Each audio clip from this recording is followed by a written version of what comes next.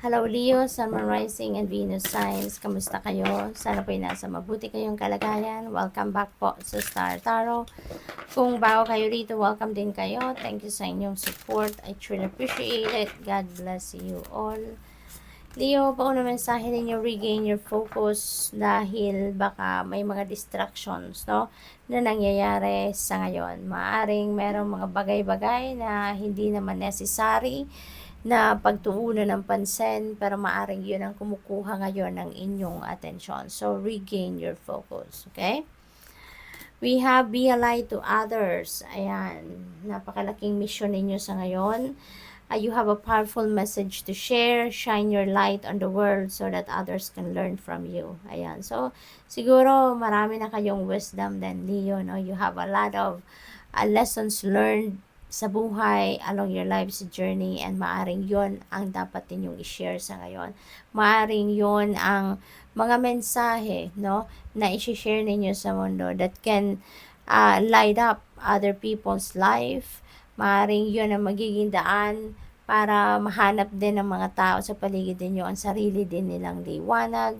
Ma-realize nila yung mga bagay-bagay din sa buhay nila na dapat nilang pagtuunan ng pansin, yung mga ganon. So, maaaring you are going to be the inspiration. You will serve as the inspiration of many people sa ngayon. Recognize the signs from above. Angels are sending you messages now, but you're too distracted to notice. So, stay alert and open to divine guidance. Ayan. So, marami talagang distractions siguro dito na dumadating sa buhay ninyo. Kaya, this is a wake-up call para sa iyo. May mga signs na pinapadala sa inyo ang universe.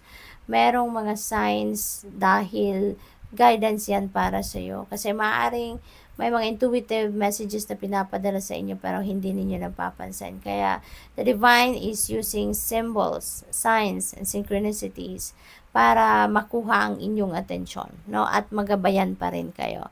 So pay attention, baka meron kayo nakikitang lumilipad-lipad na specific kind of birds dyan. Baka meron din kayong mga nakikitang a coin somewhere na odd place, or feathers, diba? Bumabagsak sa inyo. Alam mo yun, yung na-encounter niyo sa odd places din. Butterfly, siguro merong white butterfly na laging lumilipad-lipad sa paligid ninyo lately, yung mga ganon. And pag tingin ninyo siguro sa orasan, ano, nakikita ninyo 444, plate number ng mga sasakyan, 444, kahit saan kayo pumunta, na maaaring na-encounter ninyo yung 444. So, and other synchronicities pa. So, recognize those signs and you will definitely know kung yun ay para sa'yo. Kasi, it will definitely catch your attention. Makukuha nito yung inyong attention. Kaya mapapansin ninyo talaga yan. Okay? We have don't give up on love. Ayan. So, siguro meron kayong rough patch na pinagdadaanan dito with your person. May hindi kayo pagkakaintindihan ng iyong loved one. Pero, sabi ni Archangel Michael, a relationship you cherish can be healed. So, maaayos pa yan. Magagamot pa kung ano man ang hindi ninyo pagkakaintindihan. So, allow me to clear the way for forgiveness so that love can thrive again. So, ayan, hinihingi ng ang permission ninyo ni Archangel Michael na payagan mo siya to clear the way para magkaroon ka ng forgiveness, para maging willing ka to forgive your person so that maging maayos ang inyong relationship and love can thrive again between you. Welcome abundance into your life. Prosperity is on its way to you. Have faith that source will heal your financial challenges. Napakaganda. Napakaganda. Bibiyayaan kayo ng abundance and prosperity ng universe sa ngayon. At yung ano man ang mga pinoproblema ninyo, links sa inyong kaperahan, napakaganda. Because this is going to be the breakthrough. No? Masasagot na, 'di ba, yung mga problema ninyo sa pera. Angels of healing are with you. A time of healing is about to bless your life. Accept Archangel Raphael's emerald green light while I enhance your strength. Ayan. So, magtutulungan si Archangel Michael and Archangel Raphael dito to heal. 'Di ba?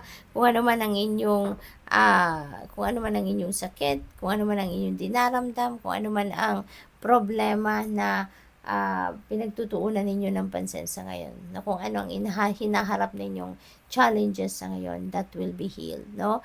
Archangel Michael and Archangel Raphael working hand in hand para tulungan ka na mag-heal na ang inyong sitwasyon. We have, you are protected. Yan, mahal na mahal ka talaga ni Archangel Michael. You are protected. You are safe within my bubble of light. Yan ang mensahe para sa'yo. You can proceed with confidence.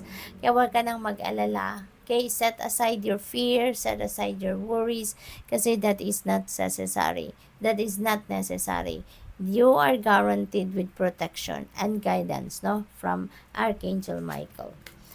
Prioritize your self-care. You do so much for others. It's time for you to experience the love you deserve and let others help you. Okay?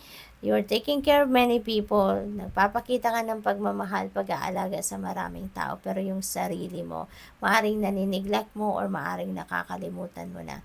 Because for the love of others. Maybe, laging nasa number 1 priority ang iba. No? Para sa'yo, and maybe yung sarili mo, nilalagay mo sa huli. Kaya ngayon, this is a wake-up call para sa'yo. Prioritize self-care. Okay? You need that. So, good luck. Thank you for watching. Love and light. Namaste.